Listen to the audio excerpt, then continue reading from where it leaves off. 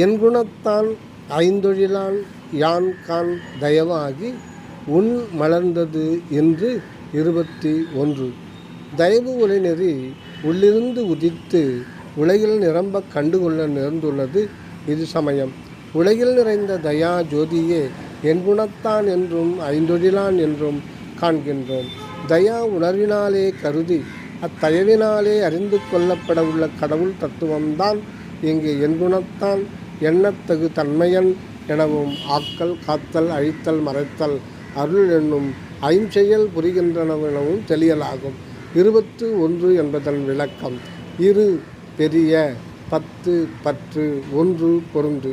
அதாவது அகமலர்ந்த தயவு ஒளி நமக்கு பெருங்கடவுள் பற்றை தந்து அதனோடு ஒன்றுபடச் செய்வதாம். மேலும் இத்தினம் அதாவது இக்குறள் வெளிப்பட்ட நாள் 2/1/1956. இது 2ம் 1ம் 4ம் மாதமும் ஆகி நிற்க 1 + 9 + 5 6 21ஆம் ஆண்டு எண்ணை குறிப்பதாம் தயவு. அன்றியும் நமது ஆன்மா எகரமாகிய 10 என்ற எழுத்து என்னால் குறிக்கப்படுவதால் சிவான்ம பரமான்ம ஐக்கிய நிலையை 21ஆக கொள்ளலாகும். சைவ அகமத்தில் சிவகுணம் 8 ஜீவகுணம் 8. அதாவது சிவகுணம் 8 தன்வயத்தனாதல் தூய உடம்பினாதல் இயற்கை உணர்வினாதல் முற்றும் உணர்தல் இயல்பாகவே பாசங்கள் நின்றும் நீங்குதல் பேரருள் உடைமை முடிவிலா ஆற்றல் உடைமை வரம்பில் இன்மை உடைமை. ஜீவகுணம் 8 பராதீதன் துக்க தேகி செயற்கை உணர்வினன் சிற்றுணர்வினன் பந்தன் காடின்யன் நிர்பவன் மலதேகி ஆகிய 8. சிவகுணம் 8 ஐந்தொழில் கொண்டு சிவம் ஜீவனை தன்மயமாக்கிக் கொள்வதும் குறிக்கப்படும்.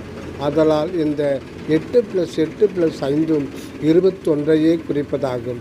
அன்பு மதம் எனப்படும் இஸ்லாத்தின் பிறை குறியின் அடியில் இடும் 786ம் 21. கிறிஸ்துவ உண்மையும் இதுவே என்பதை இயேசுவே 18 அடி சிலுவையில் 1/3 திரி ஏகத்துவம் அதாவது பிதா குமாரன் பரிசுத்த ஆவியை சிலுவையில் சேர்த்துள்ளனர். இதனால் 18 + 3 = 21. அதுவும் 21. 786 7 + 8 + 6 = 21. இவை போன்று பிற மதத்தும் காணலாம். ஆதலின் இந்த தயா நெறிக்குள் எந்நெறியும் அமைவதாம்.